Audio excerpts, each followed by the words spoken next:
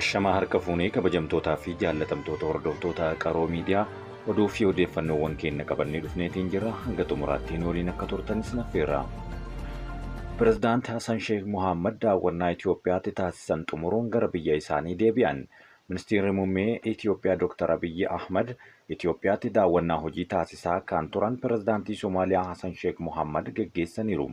Pireezidaantii Hassan Sheikh Mohaammed daawwannaa taasisaa turaniin marii bu'a qabeessa erga taasifneen booda gara biyya keenyaatti deebineerra jechuun fuula miidiyaa hawaasaa isaanii irratti ibsaniiru. Baatiiwwan 5 darban galiin birrii biiliyoona 617 walitti qabameera jedhan ministeerri galiiwwanii. Baatiiwwan 5 darban galiin birrii biiliyoona 617 walitti qabamuusaa ministeerri galiiwwanii aadde Ayinaalam Nigusee ibsan. Waltajjiin marii faayinaansii, pilaanii fi galiiwwanii Jimmatti taasifamaa jira. Ministeerri galiiwwanii aadde Ayinaalam Nigusee wayita kana akka jedhanitti baatiiwwan 5 darban galii birrii biiliyoona 648 walitti qabuuf karoorfame galii birrii biiliyoona 617 walitti qabuun danda'ameera jedhan. Kunis walitti qabuuf kan karoorfame 95% ta'uu kaasaniiru. Karoora bara baajataa kana milkeessuuf walii dhahuu naga'ee dhaabbilee galii walitti qabanii fi taaksii miliqsuu ittisuu irratti xiyyeeffannoon akka hojjetan hubachiisaniiru. Dabalataanis hojiilee hubannoo kaffaltoota gibiraa guddisuu dandeessisan cimsuun adeemsa galii walitti qabuu teekinooloojii ammayyaan deeggaramuufis xiyyeeffannoon hojjechaa jiraachuu kaasan. Obbo Shimallis Abdiisaa pireezidaantii Ruwaandaa Pool Kaagaamee waliin mari'atan. Pireezidaantiin mootummaa naannoo Oromiyaa Obbo Shimallis Abdiisaan pireezidaantii Ruwaandaa Pool Kaagaamee waliin marii taasisaniiru. Pireezidaantiin Ruwaandaa Pool Kaagaamee waliin dhimmoota waloo irratti mari'anneerra jechuun kaasanii turtii magaalaa Kigaaliitti waliin dabarsineen hariiroo armaan dura gidduu keenya ture caalmatti cimsuun dhimmoota waloo irratti bal'inaan waliin hojjechuuf waliigaltee irra geenyeerra jedhan. Imala kanaan hojiilee milkaa'ina ol aanaatti galmeessan kan hedduu ta'e daawwanneerra jechuun muuxannoo gaggaaris irraa qoodanneerra jedhan pireezidaantii Shimallis Abdiisaa. Jilli pireezidaantii Shimallis Abdiisaan durfamu daawwannaa hojiif Ruwaandaa magaalaa Kiigaalii dhaquun ni yaadatama. Tajaajila geejjibaa fooyyessuuf murannoon hojjechuun barbaachisaa ta'uu ibsame. Naannoleen tajaajila geejjibaa fooyyessuuf murannoon hojjechuu akka qaban ministeera geejjibaa fi loojistiksii Alamuu Simee himaniiru. Naannolee fi bulchiinsa magaalotaa muuxannoo magaalaa Finfinnee irraa fudhachuun tajaajila geejjibaa fooyyessuuf hojjechuu akka qaban himanii sosochiin muuxannoo wal jijjiiruu mata duree daandii namaaf jedhuun geggeeffamaa jira. Hojiin jijjiirama magaalaa Finfinnee fi akka biyyaatti geggeeffamaa jiru damee geejjibaaf carraa kan uumu ta'uu Dr. Alamuun sagantaa guduunfaa sochii irratti argamuun haasaa taasisaniiru. Miseensota waraana bilisummaa Oromoo duraanii waliigaltee araaraan galan adeemsa deebisanii dhaabuuf meeshaalee waraanaa irraa fuudhuun Komishinii Haaromsa Biyyaalessaatiin eegalame. Saganticha irratti Komishinii Haaromsa Biyyaalessaa Tamasgeen Xalahuun, Komishinara Jeneraalaa Ittaanaa Poolisii Oromiyaa Zarihuun Dhugumaa fi qooda fudhattoonni biroo argamaniiru. Karaa nagaa filachuun galuun keessan qaroomina kan argamsiisuudha isin galateeffanneerra jechuun Komishinar Tamasgeen dubbataniiru.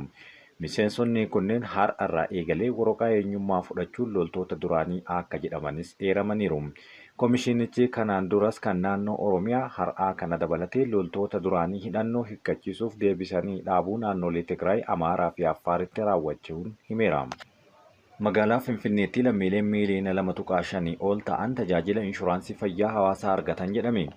Magaalaa Finfinneetti lammiileen miiliyoona 2.5 tajaajila inshuraansii fayyaa hawaasaa argachuu isaanii biiroon fayyaa bulchiinsa magaalichaa beeksise.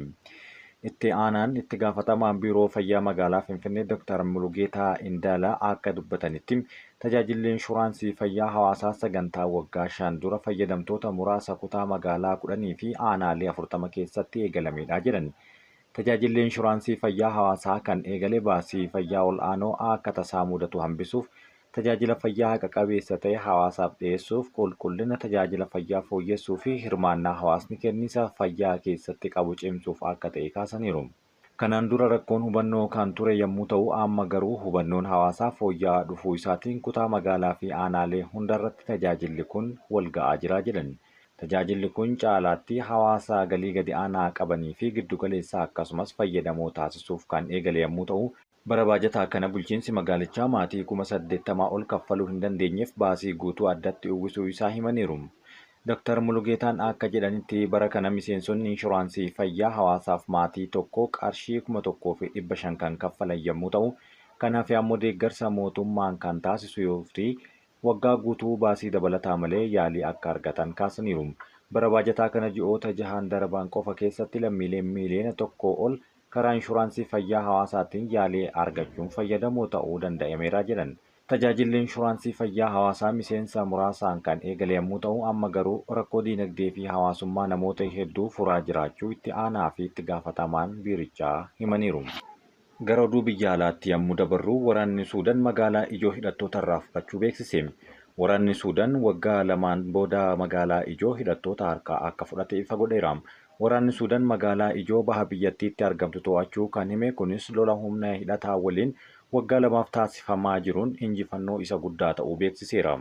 Hoogganaan garee humna addaa Rapid Support Forces jedhamu Jeneraal Muhammad Hamdaan Dagalo magaalli harka isaanii jalaa bahuu erga sagaleen mirkaneessaniiru. Hoogganaan garee kanaa kun yeroo moo'amuu isaanii amanan sagalee dheekkamsaa fi burjaajii qabuun dubbatanii ture jedhan. Injifatamuu isaanii kanas waraanni biyyattii meeshaa waraanaa qilleensaan gatii caaluuf diroonii Iraan waan fayyadamuufi jedhaniiru. Haa ta'u malee waggoota 20 fudhatus hamma injifannoon argamutti lola kan itti fufna jechuun kakataniiru. Waad Maadaaniin magaalaa guddoo bulchiinsa Aljaziiraa yoo taatu Kaartuum magaalaa guddoo biyyattii irraa gara kibbaatti kiiloomeetira 140 fagaattee argamti. Waraana Suudaanii fi waraanni saffisaa kun gidduu eebla bara 2023tti waraanni isaanii kan jalqabedha. Miseensonni RSF biyyattii keessa irra deddeebiin bobbaafamu waraana biyyattii yaaddessuun booda muddama uumameen lolli kun kan eegaledha.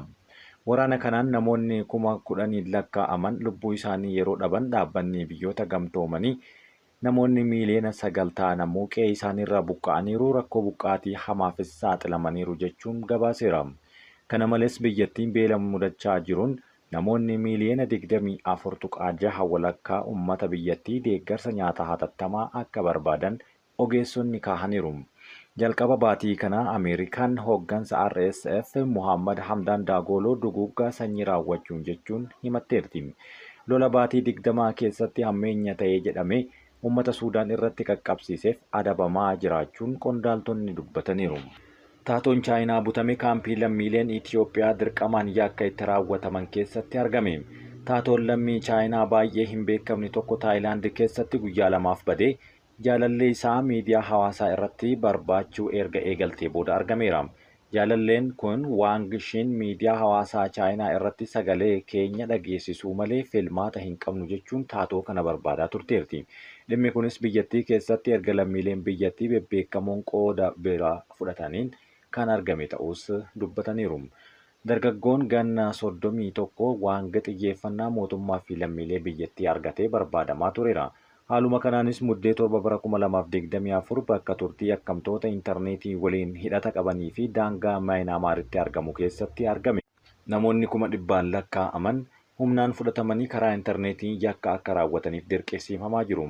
Isaan keessaa kanneen dallaaltotaan gowwoomfamanii gara kaampiiwwan kanneeniitti ergaman keessaa lammiileen Itiyoophiyaa hedduun ni argamu jedhame. Gabaasa dhiyeenya kana BBC'n hojjete keessatti lammiin Itiyoophiyaa mallaqa kanfaluun kaampicha keessaa bahee dubbisuun ni yaadatama. Lammiileen Chaayinaa kaampiiwwan kanneen keessatti firoota isaanii jalaa to'ataman mootummaan gidduu akka galuuf mallattoo walitti qabaa gaafatanii turan. Hanga ammaatti garuu firri jalaa achi keessatti to'atamuu ibsan namoota 600 yoo ta'an lakkoofsi kunis guyyaadhaa guyyatti dabalaa deemaara. Kaampiin dirqamaan keessa tursiifaman kunneenis saaxilamuu irraa waan gadi lakkisuuf fedhachuu hin oolle jedhamee shakkamaatiin jira. Namoonni taatoo kana barbaadan baay'achuun isaa gocha kaampiiwwan yakkaa kanneen akka rakkootti uumuu danda'an argataniiru. Mootummaan Chaayinaa uummanni gaafachuu akka dhaabuuf taatoo kana barbaaduu keessatti mootummaan gahee isaa bahuu akka qaban dubbatanii turan. Bara darbee gamtaa Chaayinaa fi garee hidhattoota tokkootiin bulchiinsa Shaan kan Maayinmaar keessatti argamu giddugalaawwan gareewwan yakkamtoota karaa intarneetiin namoota dirqaman mallaqa saaman taasisuun cufuuf sochiin taasifamaa tureera. Yukureen loltoota Kooriyaa kaabaa madaa'an 2 qabachuu himte. Pireezidaantiin Yukureen Volodimiir Zelenskiin loltoonni madaa'an kunneen booji'amtoota waraanaa ta'uun qabaman jechuun sanbata darbee kaasaniiru. Namoota lamaan kanneen deeggarsa fayyaa barbaachisaa argachaa jiru eegumsa tajaajila nageenyaa Yukureen keessatti argamu jechuun Zelenskiin dubbii isaanii keessatti kaasaniiru. Pirezidaantichi loltoota tajaajilaa fi humna opporeeshinii addaa loltoota Kooriyaa Kaabaa kanneen qabataniin galateeffataniiru. Itti dabaluunis hojii salphaa hin turre Raashaa fi Kooriyaa Kaabaa ragaa hirmaannaa Kooriyaa Kaabaa waraana kana keessatti qabdu dhoksuudhaaf jechoota isaan fayyadamaa turan amma ifatti baafneerra jedhan. Ibsi tajaajila tikaa Yukureen bahee booji'amtoonni waraanaa kunneen gaafa amajjii 9 kan qabaman yommuu ta'u, akka waliigalteen idil addunyaa Jeeneevaa Konvenshin ajajutti battalumatti deeggarsa fayyaa argachuun karaa Kiiv geggeeffamaniiru jedhan. Los Aanjelesitti manneen 35,000 ol humna ibsaa hin qaban jedhame. Manneenii fi daldaltoonni Los Aanjeles 35,000 ol ta'an humna ibsaa hin qaban jedhe maarsariitiin lafa ibsaan bade hordofu tokko. Tilmaamni maarsariitii Power Outage US maamiltoota 17,500 dhaabbata humna ibsaa Edison Kaalifoorniyaa kibba ibsaa hin qaban jechuun gabaaseera. Dabalataan maamiltoonni 17,700 waajjira bishaanii fi humna ibsaa akkasumas maamiltoonni bishaanii fi ibsaa Paasaadiinaa humna elektirikii argachaa hin jiran jedhan. Waajjirri bishaanii fi humna ibsaa Los Aanjeles kibxata darbe erga ibiddi qabatee namoota 35,000 ol ta'aniif hojjettoota 100 bobbaasuun ibsaa deebiseera jechuunis kaasanii turan. Kanumaan wal qabatee aangawoonni dirooniiwwan dhuunfaa to'annoo ibiddichaa jeeqaa jiran akeekkachiisa kennaniiru. Akka gabaasa miidiyaalee Ameerikaatti dirooniiwwan namoota dhuunfaa naannoo ibiddi babal'achaa jirutti balali'an xayyaara akka ibidda dhaamsuuf bobbaafame sababa ijoo itti ta'eera jechuun gabaasaniiru. Daangaa yeroof balaliin itti dhorkame Paaliseedis keessatti dirooniiwwan 30 sa'aatii 24 keessatti mul'achuu jechuun dubbi himtuun waajjira ibiddaa Los Aanjeles Shaayilaa Kaaliheer dubbataniiru. Aangawoonni daangaa yeroof balaliin dhorkame diroonii balaliisuun seeraan ala jechuunis himaniiru. Xayyaarri Kaanaadaa irraa ergifame Kiiwbeek tokko jedhamu torbee darbe Paaliseed keessatti diroonii dhuunfaa eeyyama hin qabneettiin bu'uun miidhamuun himameera. Namni miidhamuun garuu akka hin jirre as keessatti dubbatanii turan. Dirooniin iddoo xayyaarri ibidda dhaamsuu jirutti yoo argame hojiin addaan kuta jedhan Kaaliheer. Jeequmsi akkasii ittisa balaa dhorkuun dabalataan tattaaffii lubbuu baraaruus kan danquudha jechuun dubbataniiru. Kabajamtootaa fi jaallatamtoota keenya oduun har'aaf isiniif qopheessine kan hangammaatti dhageeffattanii waan waliin turtaniif galatooma.